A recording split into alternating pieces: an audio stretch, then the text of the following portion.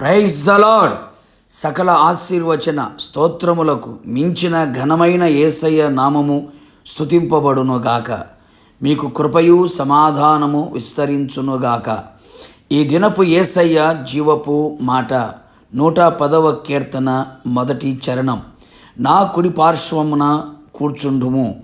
యేసయ్య మీదనే ఆధారపడి ఆనుకొని అన్ని విషయములలో ఆయన ఆలోచన పొందుకొని అన్ని విధాలుగా ఆదరించబడుచు, ధైర్యపరచబడుచు, ఆశీర్వదించబడుచు, ఆనందింపబడుచు, ఆత్మీయ యాత్రలో ఆత్మ సంబంధులుగా ఆత్మీయ నియమమును పాటించుచు ఆయన ఆగమనమును కొరకు ఆసక్తితో ఎదురు చూచుచున్న ఆత్మీయులారా, ప్రభువు కోరుచున్నాడు, నా కుడి పార్శ్వమున కూర్చుండుము.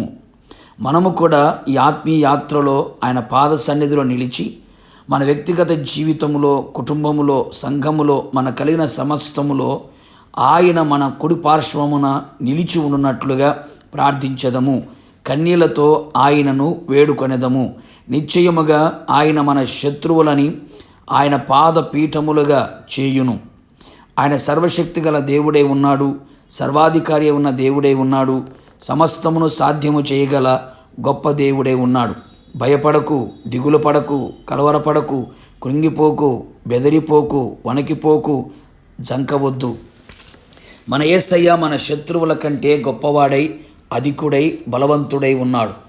నీ మీద, నీ కుటుంబం మీద, నీ సంఘం మీద, నీ కలిగిన సమస్తం మీద క్రియ చేయుచు ఉన్న శత్రువు యొక్క క్రియలు, సాతాను ఆలోచనలు, తంత్రములన్నీయు ఆయన చెదరగొట్టునుగాక, లయపరచునుగాక.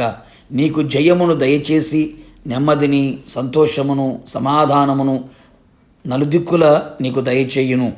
నీ కుడి ప్రక్కన ఆయన నీడగా నిలిచి నీకు ఆదరణ, ఓదార్పు, నెమ్మదిని, ఆత్మీయ, మానసిక, శారీరక ప్రశాంతతను ఆయన దయచేసి ప్రతి అలసటను తొలగించునుగాక. నీకు ఆలోచన చెప్పి నీ దరిద్రతను, నీ శాపమును, లేమిని, కొరతను, కొదువను, తక్కువను తొలగించి ఆశీర్వాదమును మెండుగా నీ కుడి ప్రక్కన ఉండి ఆయన నీకు దయచేయునుగాక.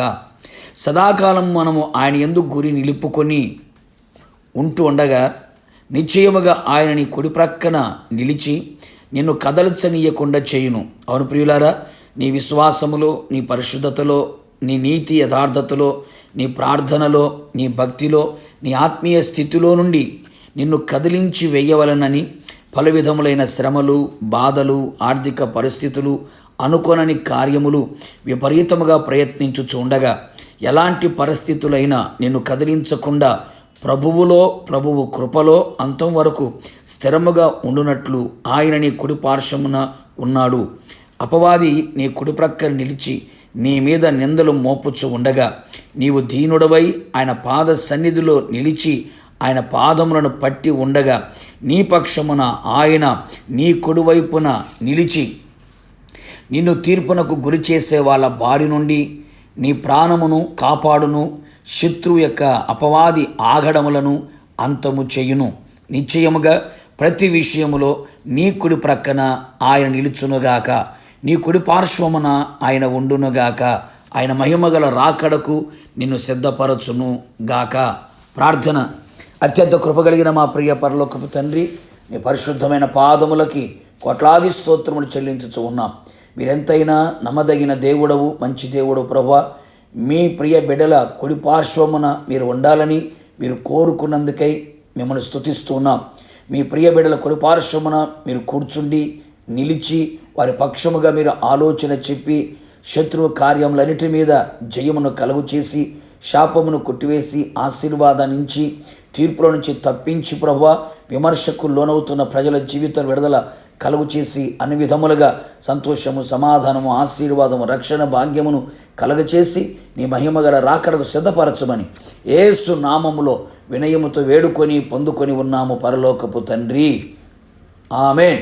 నిశ్చయముగా మీకును మీ కుటుంబ సభ్యులందరికీ ఆయన కుడి పార్శ్వమున ఉండి గొప్ప కార్యములు జరిగించును గాక. God bless you.